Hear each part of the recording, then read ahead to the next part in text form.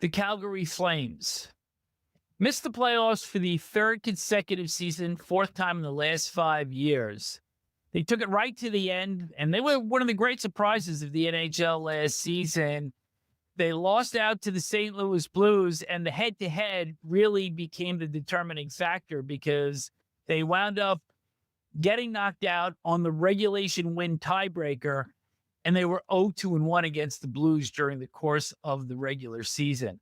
This is a club that is going to be really stretched for offense. They were 29th in the league, 2.68 goals scored per game, and they didn't do a lot during the course of the offseason. They did hold on to some RFAs and UFAs, but they have no ads coming from other teams despite having $15.4 million in cap space. They didn't add a lot to make the Calgary fans get real excited. In fact, they didn't add anything to get them all excited, except for the fact that they continued to keep their own players with 2 losses in Vladar and Anthony Mantha. Vladar, of course, the goaltender that signed in Philadelphia, and Anthony Mantha that signed in Pittsburgh.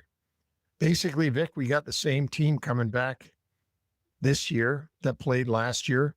And again, I guess the upside here is, can the young players continue to improve? I say that about every team, but it's true. If your young people continue to improve, their back line with Bahl and Andersson and Hanley and Mackenzie Weegar, Jake Bean, it's not a bad group. It's probably in the top half of the league.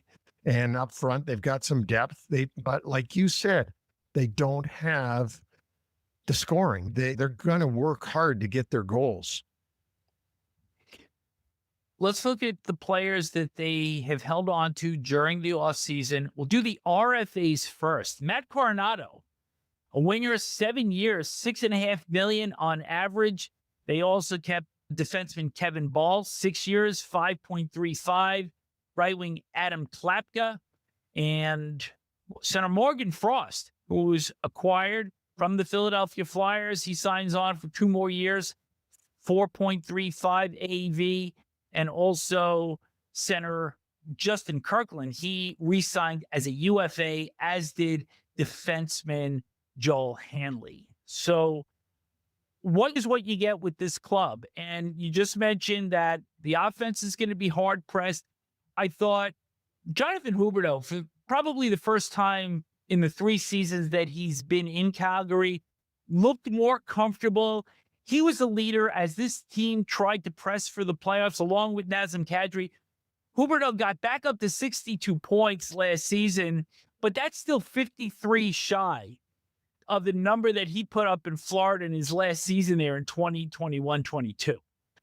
Yes, and there was an article written this summer about bad contracts and who's got the worst, that listed a bunch of players, and Huberdeau was number 1 by far of being overpaid for the production he's giving the Flames. You would like to think you can expect more out of him in Calgary so that Calgary gets their money's worth, because they certainly haven't gotten it yet. They haven't.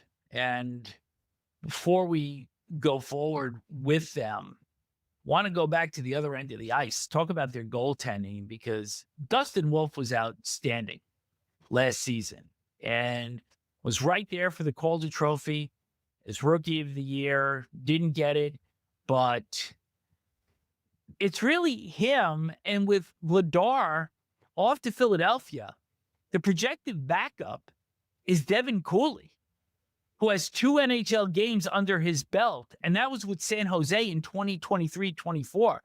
You get an injury to Wolf, you got a problem between your pipes. No, you definitely do. And that's where I'm surprised that Calgary hasn't done anything to go and get an experienced guy so that they know that if you want to call Cooley number 3, or call him number 2, but have a good number 3, somebody that can play in the NHL and that could steal a game or 2.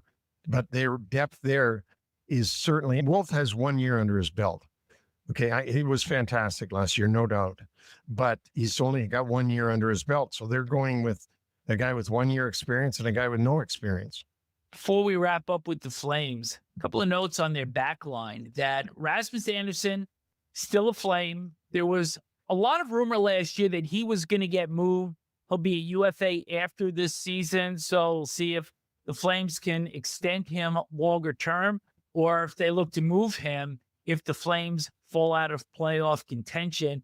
And maybe a player that cracks the lineup this year on the back line, Zayne Parekh, first pick, 9th overall in 2024. But I think the upshot here, Neil, is this is a club that overachieved. They did not make any moves to bring anybody in during the offseason, and they're not going to sneak up on anybody this time around. No, they're not. And they've got a powerhouse that we've already described that just sits in the same province up to the north of them that they've got to play a number of times. It's not going to be an easy year for Calgary. They're going to be trying to get into the wild card spot. That's about the best you can hope for with Calgary, is that they're going to try to get one of those 2 wild card spots. There's a couple of teams that are going to be looking to go past the Flames this coming season. Vancouver, Anaheim, Seattle, and San Jose will be the clubs that we talk about next after this word from Lugaroo. There's a brand born in hockey locker rooms that now outfits the majority of pro sports teams across North America. It's called Lugaroo. Lugaroo makes performance apparel for every moment of an athlete's day. The early lift, the morning skate, the flight to the next city, or dinner after a win. Quiet, technical, built to last, no noise, no ego. If you're the guy who shows up early, stays late, and doesn't need applause, this is your uniform. The cut is sharp, the details deliberate, and the gear holds its shape when the day gets heavy. Hockey players choose it because it supports the work between shifts, the hours that actually decide the game.